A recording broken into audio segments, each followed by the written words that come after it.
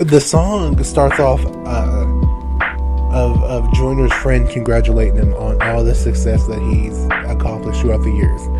And then it starts to get pretty dark from there, and the friend feels entitled to Joyner's money. Or Nemesis is scary. Oh my God!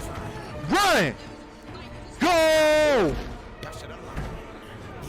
Bitch, that ain't gonna help. You should have went through that exit door. You should have got out of there. Oh my God, this is lit. Yeah, through the window. Oh, he making noises. Oh shit. Chat. Oh my God, chat. But you went back in? Oh my God. I don't like that shit, man. Hey, somebody clip. He can one shot.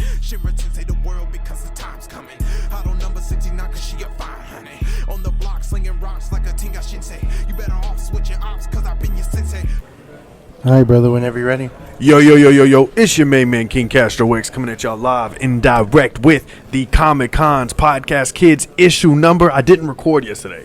The power went out. So issue number 22, kids. And we are live, baby. Juwlz, where are we live from? We are at the Glenpool Event Center for the Tulsa Comic Book Swap, guys. Yes, if you're not here, then that's sad on your part. You're doing bad, and you should probably be here, kids, because here is amazing. We have so many awesome things going on. A table full of really amazingly cute, stuffed, hand sewn kids, or hand knitted. Yeah, I think knitted. Crocheted kids by Alex Miller herself. What's the difference? My sister, I don't know how that. But crocheting is amazing. Alex Miller made these guys. Local stand-up comedian. One half of the Soul Tap podcast. Also, my sister-in-law, kids. We got these at the table going. And also my friend. Also, Juwlz friend, Young Master Juwlz friends, kids. Also, we got a lot of cool stuff to give away. But the table directly behind us, hosted by, I'm having a hard time grabbing stuff here, hosted by Nick Golter over there. Guys, he has so many just amazing comic books he's giving away right now. As well, we got these things here. I don't even know what these are. Comic book stands. This would be awesome in my collection at home. Really, I'm a little sad I don't have some of those. We got some really cool art here. My man Alex was trying to show us. These were given to us for free, guys. So each, there was, five different artists here, kids, that came and drew each of those Spider-Men. So that's really, really cool. Guys, my co-host is in the building. I know I introduced myself and selfishly started talking. Yeah, it's all right, man. I mean, like you said, it's an exciting day. But it is Young Master Juwlz here in the building. Facts. Super excited, super prepared to put on for the nerd culture. So it's going to be a great time. That's the cool thing, guys, is that we will finally get to be here live on the scene. We are now the guys on the scene. We are the guys at the con. That is true. The cons are at the con, kids, and that makes me super happy. Like I said, guys, there's so many really dope artists. We're probably going to record this episode. This episode is for the YouTube. This is the exclusive episode. This is for you guys at home to hit that subscribe button, that like button, and share this podcast with all your friends. We're going to do another live episode probably on our Instagram here shortly. Yeah. You know what I'm saying? So that way, people at home could watch and we draw people in. But guys, it's really dope to be here. Juwlz has got to walk around a little bit. I've got to walk around a little bit. Our boys from Equinox Comic Books are here. Like I said, Soul Tap is in the building. Nick Goltra. Is there anybody else here? My homie Dalian from the Comic Book Empire is here, of course. He's at all the cons. Shout out to him. Yeah. Who else is here? Howlett Comics. Howlett Comics with some great deals, man. He's got he's selling some amazing graphic novels half off. There was a giant, just book of the Authority. Mm-hmm. He has Batman and Superman, Volume 1 going for $50 each. They sell for $100. The books are $100, $50 each. So you can get both books for literally $100, guys. He has some amazing deals on graphic novels. Haven't got to check out his issues yet, but I'm sure his deals are just as good. We caught him at the last con we were at. I don't remember, what was it, the over there at the Jewish thing. I don't know what it's called, kids, but, he was over there. A lot of these guys were over there, so it's cool. The Jewish Event Center. Jewish Event Center. Is it called the Jewish Event Center? Sherwood Miller. It has a whole name, kids. It's not just the Jewish Event Center. But, yeah. So awesome, guys. Like I said, there's just so many cool people here. We haven't even got to walk. I haven't got to walk around. Jules walked around a little bit. Like I said, there's snow cones, as Jules said in that commercial. There's street tacos. Street tacos. Street. I wanted hot tacos. dogs, kids, but tacos are good. You guys gotta understand. I eat hot dogs. Whoa, pause. I eat tacos all the time. Hey, not hot dogs. You know what I'm saying? So, hi, wife. My wife is in the building, guys. But it's awesome, man. Do you plan on picking anything up today? So the way my bank account, I had to move all my money to my savings to my checking. Damn, that was a funny joke. I'm sorry. Maybe. I was drinking water. I'm sorry. It's okay. It's all right. I definitely plan on asking my wife if I could buy something. She's probably going to tell me no. But, kids, we're going to see if I can get any deals today. I definitely want to try to walk away with maybe a graphic novel or two. Yeah. Maybe an issue. I don't know. I don't think I need anything more. I definitely don't need anything more. Literally just bought 2 action figures yesterday, as you saw. They were really dope, by the way. I like them, Jules. I'm very excited to have them. I think they looked pretty incredible, man. Yeah. You know what I'm saying? Did you make a decision on that Hush one yet? Yeah, man, I'm going to give it to Classic Wolf. You know what I mean? I'm going to bless up. I'm going to show some love to my brother. For sure. I know that if I send it to him, he's going to appreciate it, 10 times more. I want a Hush figure, and I'm going to get one. I see them all the time here. He can't find them over there in Arizona. You know what I'm saying? So I'm like, why not just shoot this him? And I know, Classic Wolf, if I send you a figure, I'm going to get 2 back, right? That's how that works, kids.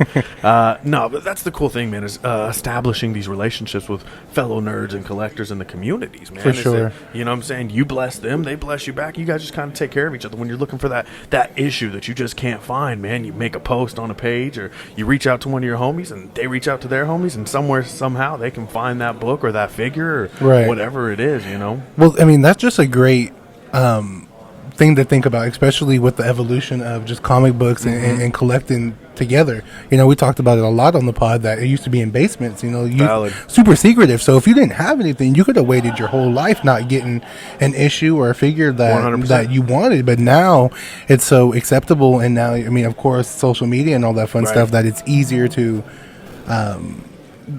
get these or obtain these certain figures that you can't find. So that's really dope that comics have kind of come to the forefront of, for sure. You know what I mean? Like when you think of entertainment now, like it's led by stuff that comic books are, or it's led by things that are influenced from the comics, like movies, TV, everything is from a comic book now. Yeah, and you see how much like fan art that people have made, like the Spider-Man, for example. I mean, we've seen these characters 100 times, but they're created by different people that put their own flavor, their own style into I think it. That's really cool. Yeah, and that's what I think is neat about fan art. Some fan art is really better than the actual art that I've seen in like the actual comics or even like games, so to say. So I'm excited to be here. Huh? Me too. I think that's awesome too. You know what I mean? These guys are real life artists. What they do is amazing. Some of them get opportunities to work on other people's amazing books and stories, and some of them go off and create their own original work. Yeah, which is also super dope. I'm a big fan of the indie books. So yeah, and that was the big thing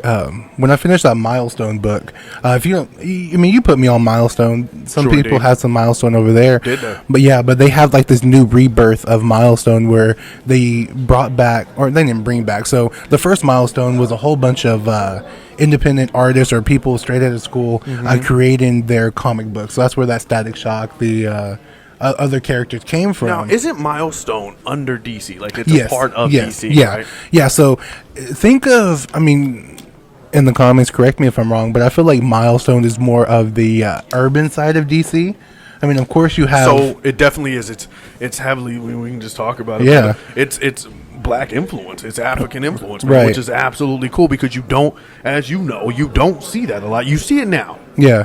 It's coming out now. Now we have Hispanic culture. We have black culture. We have, all kinds of different cultures. Right. I mean, even if you look around here now, I mean, the diversity of people, there's not one group of, any type of people. So it's very exciting to see. And like I was saying, so this new Milestone run, they brought in some new artists and new people, and they had them do like an internship. And the stories that are in the book is the stories that they were tasked to create. That's so awesome. Yeah. So it's still your same characters, I believe. Maybe some new characters. I'm not familiar with Milestone, but just their stories. There's like 10. I know it's pretty thick. I'm not with 2 C's, kids. I know not a lot of Milestone. Right. I knew it enough to be like, hey, Juwlz is gonna like. Yeah, for sure. You know what I'm saying? But I know a couple. I know Static Shock is involved sometimes. Shout out to Static Shock. We all know and love Static. We grew up to him. I At didn't least actually. did. Yeah, I wish I did. I was There more of an is- anime guy. There is an age difference too. Yeah, that is Static true. Shock had his moment and then he was gone. They took him out, got rid of him. Do you know Static Shock? Yeah, that's crazy. Alex over here doesn't even know who Static Shock is. He's younger than you. Yeah. Right? So, yeah, he doesn't even know. Super cool, young black character, which, you know what I mean? That was a failed opportunity. You know, we got who? What is it? Icon. Icon. Well, Then you that's have- Milestone. I mean, other black characters Oh. of the past that are Oh. still active, but how what is it? John Stewart, not Hal Jordan. He's white. John Stewart. Yeah, Green. Shout out to the Green Lantern. Blade. You a superhero? He an anti-hero? Is Deadpool a superhero? No, he don't do nothing super. But is he in the superhero world? Of course. I mean, That's was. what I mean. That's what I mean. He's in that realm. Yeah, because if you think of Deadpool, he just gets into some shit. Like I think I think a black Deadpool would be fire. I don't know. I think he wouldn't say some of the stuff I think he'd think a lot of the stuff white Deadpool says is corny. He'd be like, yo, son, like, pull that out, bro. Well, I mean, you got a little bit of that corniness when Deadpool fought Black Panther. Yeah. And the Yeah. whole comic book, T'Challa was like, you're annoying, you're all this stuff. So I can see it working that way. But no, Wade is just, I feel like he's good as who he is. Right. I don't know if anybody else can take that position. I agree. No, 100%.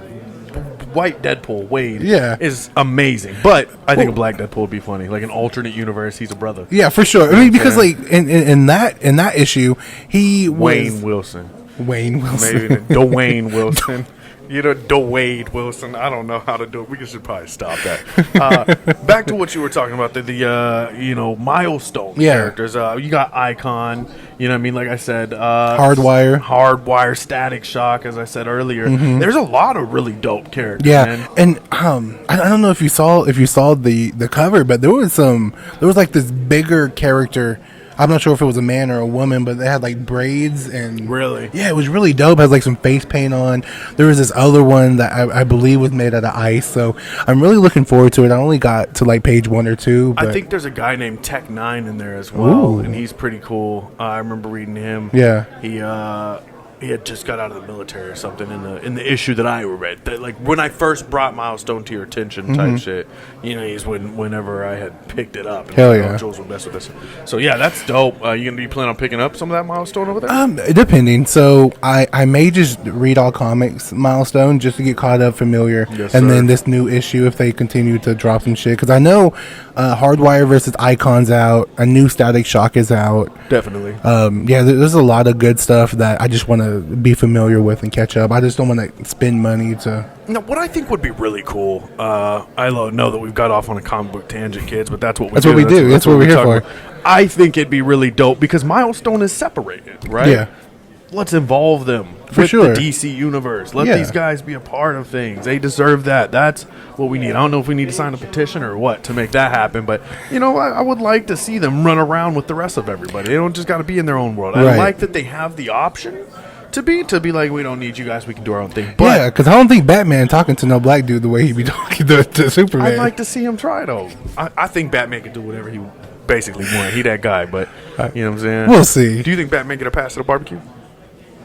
Yeah, he is drippy. He will show up flies. He get that pass. Yeah, because I mean, Catwoman was a black girl at one point, so I'm pretty He sure was. in some alternate timeline. I said she was. Yeah. So Who was it?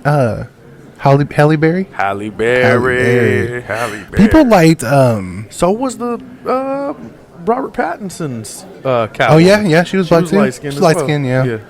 She looks more Hispanic, but she could be black. She looked light skinned to me, but Yeah, no, for sure, but like a darker Hispanic, like black and like Miles. maybe. But no, man. I mean, I'm just excited to see that this whole new transition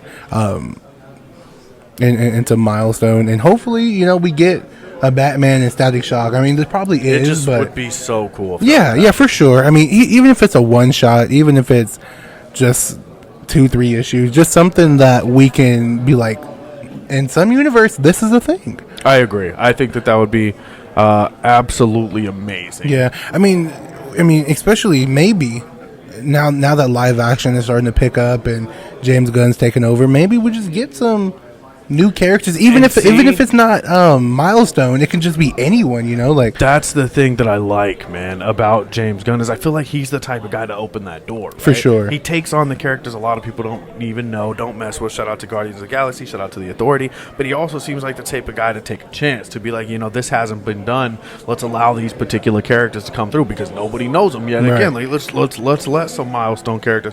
I don't think that's in his game. We kind of already got his slate, as he calls it, but so right now we know that that's not a thing, but maybe down the line we may get to see some movies from these characters. I would love, maybe it's been done too many times already, but like I would love some more Blade. No Wesley Snipes. I think there's Blade, Vampire Nation, and then I think Blade just got a new issue, and then of course his daughter has like 4 or 5 issues out right now. You're talking about in the comic. In the comics, yeah. Comics, yeah. Right. Yeah, no, I would like. I need to read some more Blade, but I would like some, live action Blade. Yeah, for sure. I mean, his movies were phenomenal. I mean, back they in were. The day. Yeah. Compared to these days movies, they kind of all right, but it was fire back in the day. Wesley Snipes hit that. You know what I mean? Wesley Snipes was Blade. He just didn't pay his taxes. Yeah, pay your taxes. That's unfortunate. Man, again, though, back to the con. You mentioned earlier how cons, and we've talked about it once previous at the last con we went to, we brought this fact up. You know what I'm saying? How cons kind of started in the basement. It was hidden. You know what I mean? A lot of people couldn't go to cons or you know what I mean? If people knew that conventions like that existed back in the day, you know what I'm saying? They get bullied. They get freaking made fun of. And now, you mentioned the diversity.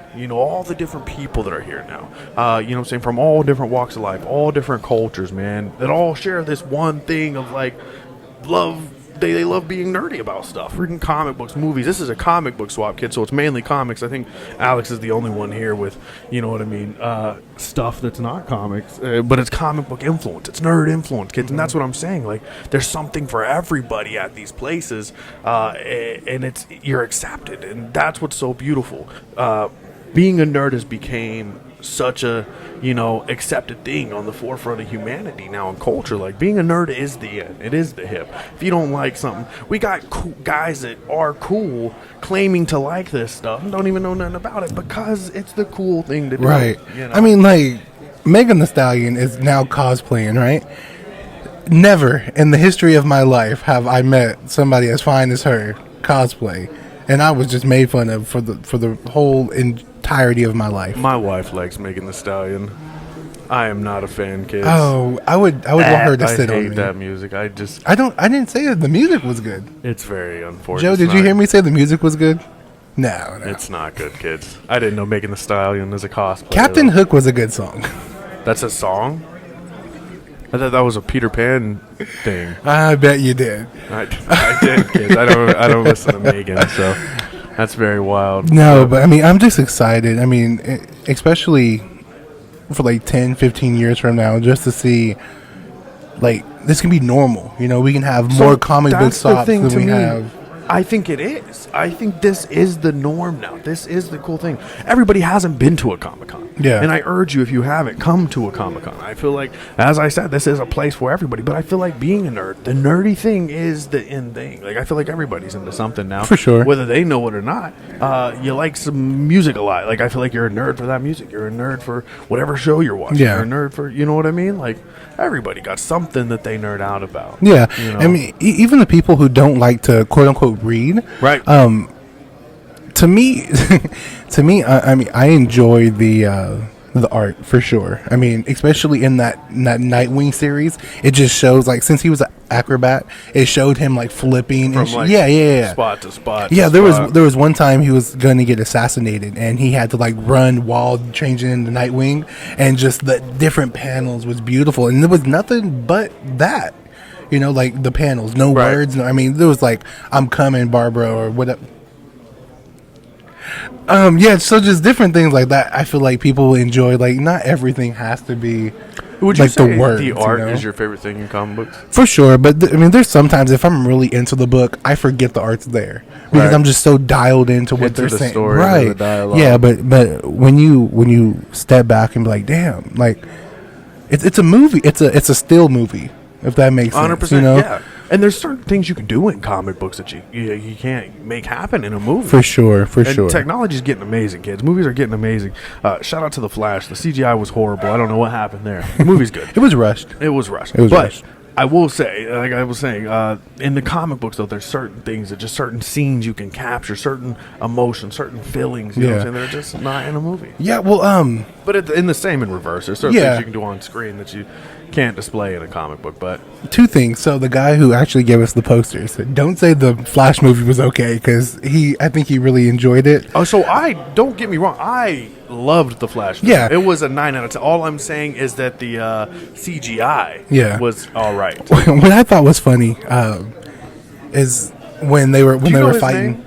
No, I forgot. We need his name. Yeah. We need his name so we can shout my man I out. know. Well, so kids, really quick, Joel, so sorry. What we plan on doing today, like I said, we're doing this quick little thing for the YouTube right now. Yeah, even if it's a 35-minute, 45. Whatever. Correct. And then here in a little bit, kids, we're gonna we'll probably pause this or in this episode, and then we'll have little mini segments, like 5-10 minute episodes, where we kind of just sit down and interview these guys. You Yeah, know what for I'm saying? sure. And we might put it together. We might break it apart. I don't know. It's Yeah, up to you're you. the edit guy. Yeah, I don't know. I was gonna say it's up to you, but we'll figure it out, kids. Anyway, what were you saying?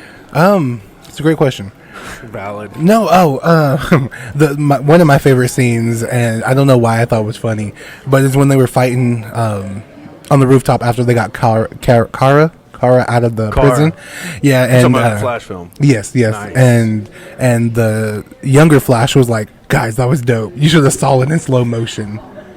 And it was just like that right there was hilarious to me. I don't know why. I mean, even though the CGI was not all that well, See, that I feel like scene- slowed down. It just gave it a little bit of spectacularness to it. I feel like that scene honestly had the best CGI. The whole Batman, the whole Russia scene, that's where the CGI was Yeah, nice. yeah. The whole Everything Russia else- scene was really dope. Yeah, everything else was decent. But no spoilers. Not for this episode. Okay. You know what I mean?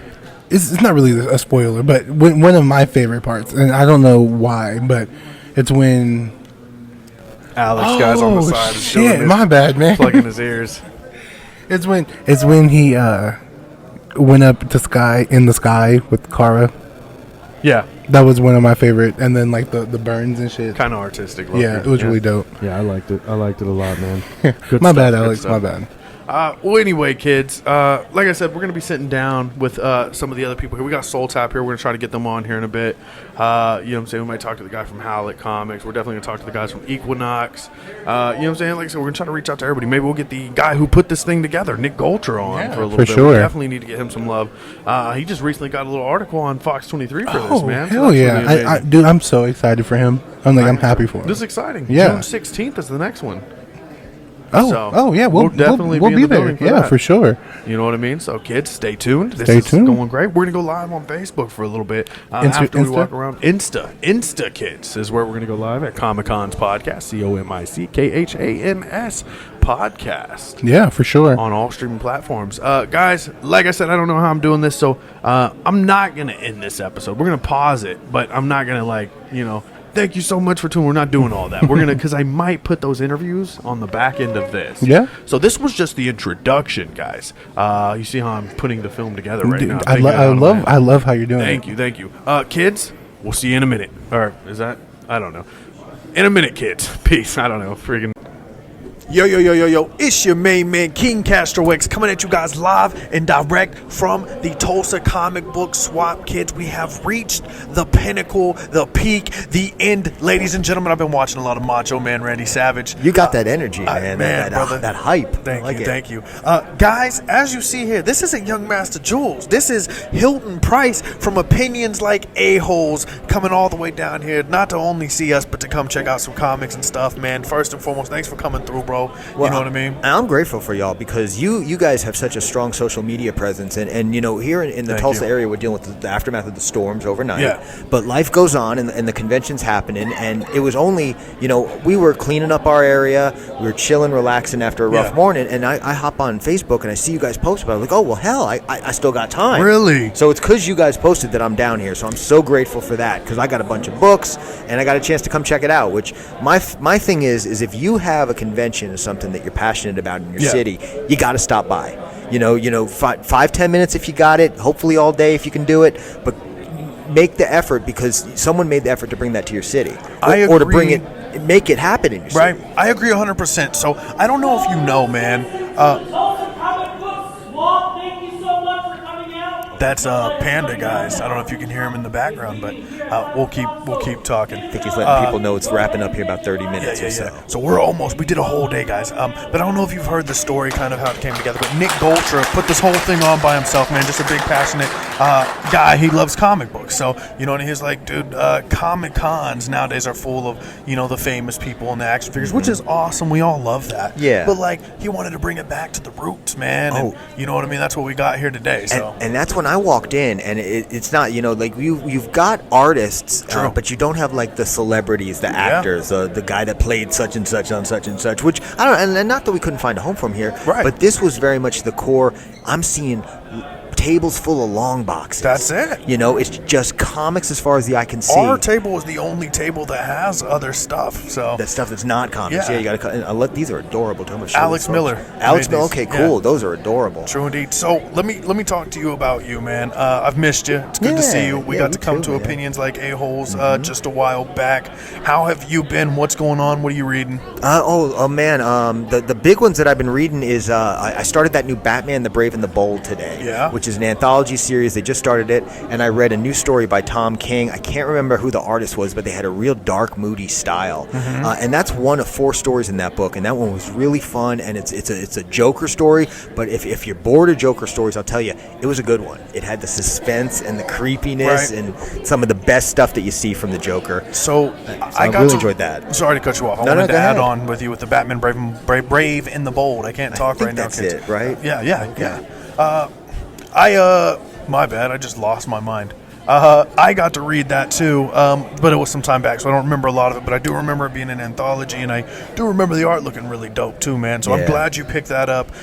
You know what I'm saying? As you know, I'm a huge Batman fanboy, so anytime I hear that you're reading anything Batman, which everybody should read, that's really cool, man. What else are you reading? Oh, let me think. Man, it's been a minute. I'm over on staying in Gotham, or I guess technically Bloodhaven, but the Bat Family. Yes, sir. sir. I'm reading Nightwing as well. Of It's course. called Nightwing. That's a whole other story. Nightwing is crazy. That's a different story. I love that. I don't read that book right now. But Nightwing has been fun, and that they just wrapped up a story where they took on is it Neron? He's kind of like the devil. Yes, sir. And that was cool, and that's the story that brought the Titans to Bloodhaven and kicked off that new Titans book that we talked about either on OLA or on your show last time when I was sitting down with you guys. And that story wrapped up, and I gotta tell you, man, Tom Taylor, what he's doing with Nightwing and with the Titans, it's engaging, it's fun. You've got the levity you've got characters like Beast Boy, you've got Bitewing, his little 3-legged dog. It's got charm, it's got heart. 100%. I want to say too, man, one of the things that just made me rejoice so much, so happy, is growing up, one of the things I've always wanted to see, they teased it on the TV show. I don't know how close they were in the new Titans or the new Teen Titans back in the day, but Beast Boy and Raven are finally just a real thing. It's official, and that makes me so happy, man. Same. But at the same time, that newest, and I guess I'm a little behind on my books. So like we just explained, I'm reading that Batman. But the Nightwing, it may not be the most recent one, but they teased to the Titans book with something going on with Raven. There's something below the surface. I think I remember that. Are you talking about when she goes to hell afterwards and goes back? Yeah. Okay. She says don't screw with us again. And they're like, no, there's something happening there. 100%. No spoilers, kids, but coming soon. Go read that. And we talked about how that Titans #1 had that opening scene with another character that kind of put them on the bench for a minute. Talking about Wally. What happens to Wally in the beginning of that? That's what I thought you were talking about. Yeah, and so now you've got 2 members of the Titans that have got some serious shit going on. Right. So. I hope Raven, and I don't think she is. I hope she's not up to no good type shit though. That sucked, dude.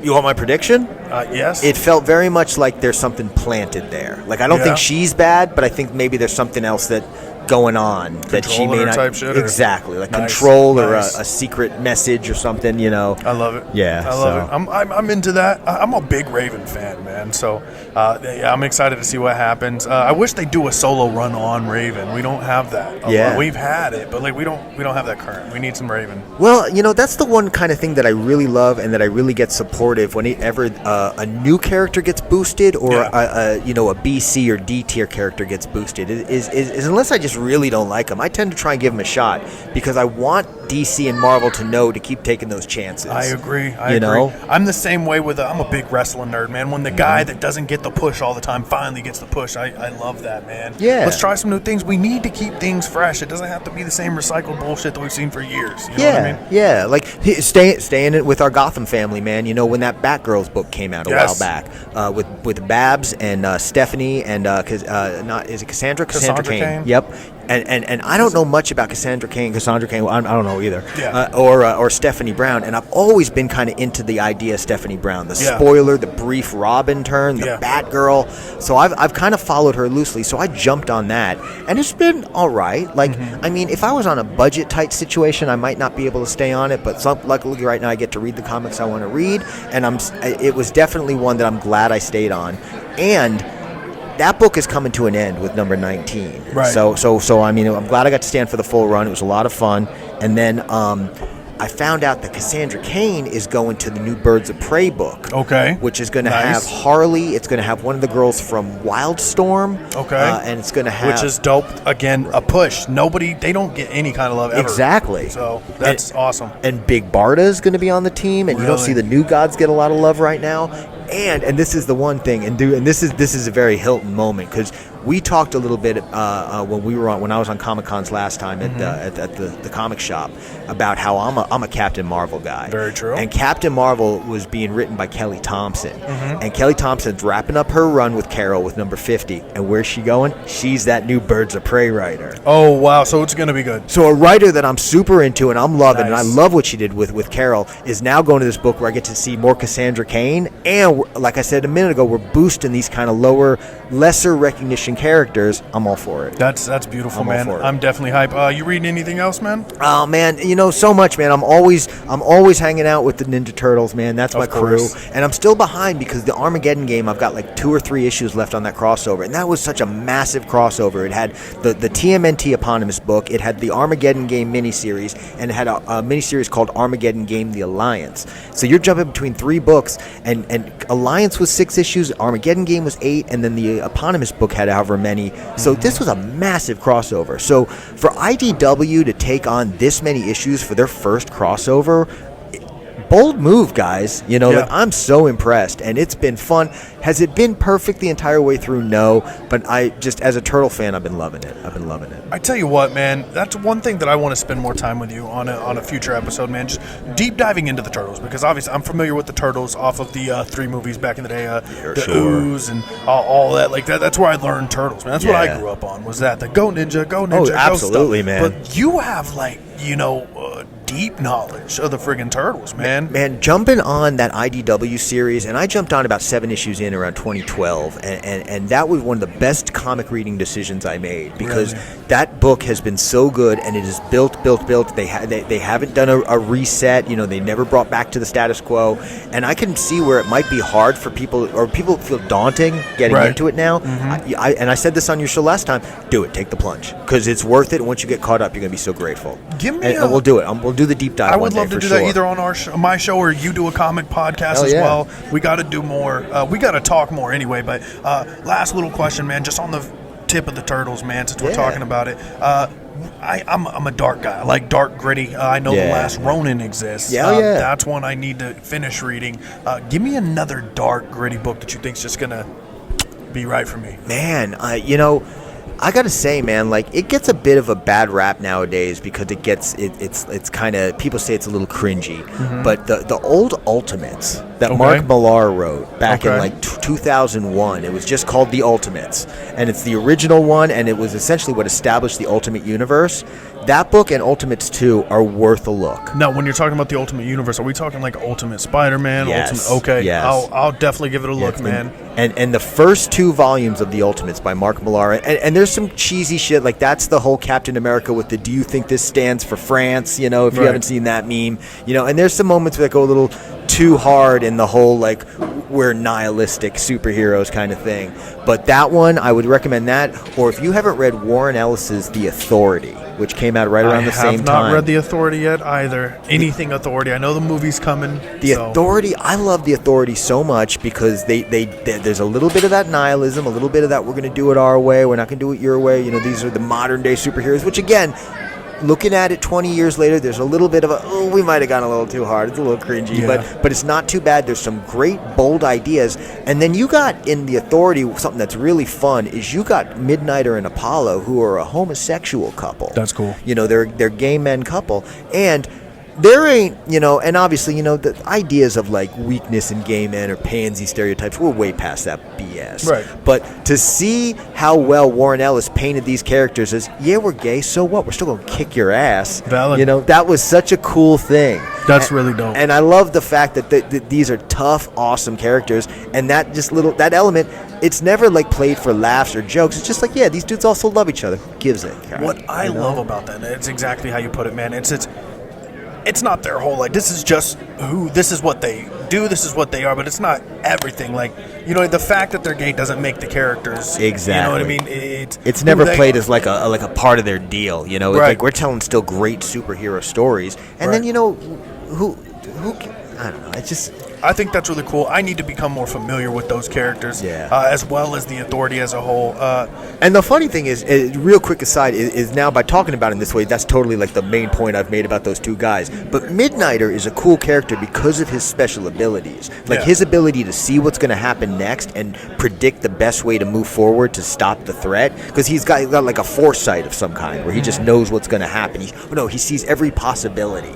So he can choose the best way to handle any situation, insane. right? That's a lot of power. That's a cool story. Yeah. It's a cool way to do a character. That's very interesting. Yeah, I definitely like that. So definitely get into them because of who they are, not the nonsense. I plan on, but I love the fact that they are doing things like that. I don't know if with the Authority they've been that particular two. They've been gay, but like nowadays we're seeing Tim Drake as bisexual. And things like that. Like we're getting, I don't know, we're coming more into the age, you know what I mean? And that's always a good thing. And I know, man, it's always hard. Like, I could recognize that it must be hard for a character for a reader who is straight to then have a character who they've identified with and they've really felt passionate about to suddenly learn this new thing about them. That's got to be a challenge, and I feel for that. But you know what I like about Tim Drake, or another one that really stands out to me, was Alan Scott back in 2012, the first Green Lantern. He came out as gay in 2012. Really? And with the New 52.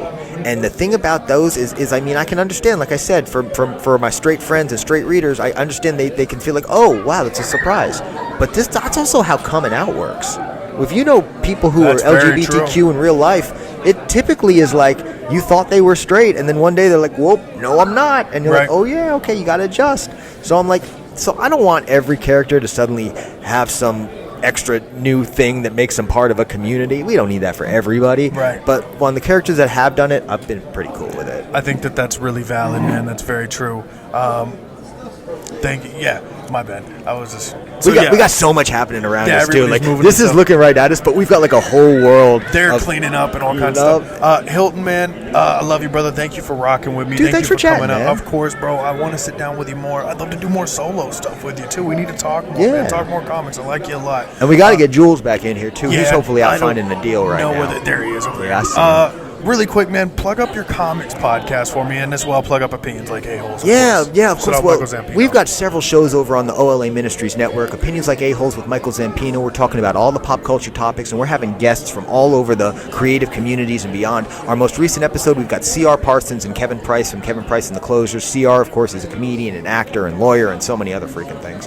And then, if you want to hear more comic stuff, I do OK Geek semi-regularly. It's about every week to week and a half to 2 weeks I put out a new episode. My next episode's actually going to be all about Kelly Thompson making the jump from Captain Marvel over to Birds of Prey. So if you want to hear more about that, check it out. I'm also going to talk about all this great stuff I got here at the Comic Swap, man. Check out this real quick for the viewers. Check out this kick-ass Spider-Punk artwork that I got. Beautiful. This is Buka Designs. I didn't know much about these guys, but check them out. He gave us some free stuff too, man. Like, Yeah? just because anyway, it's behind the scenes stuff. And one more, I'm going to throw this Kung Fu Legume up there. This is by Keen Spot. This is a local publisher out of Oklahoma City. And they seem really cool, too. And that book, man, that's real charming, fun, vibrant, creative stuff. So I'm just excited to pick that up. And then, of course, because I'm a comic guy, I got to grab some Carol.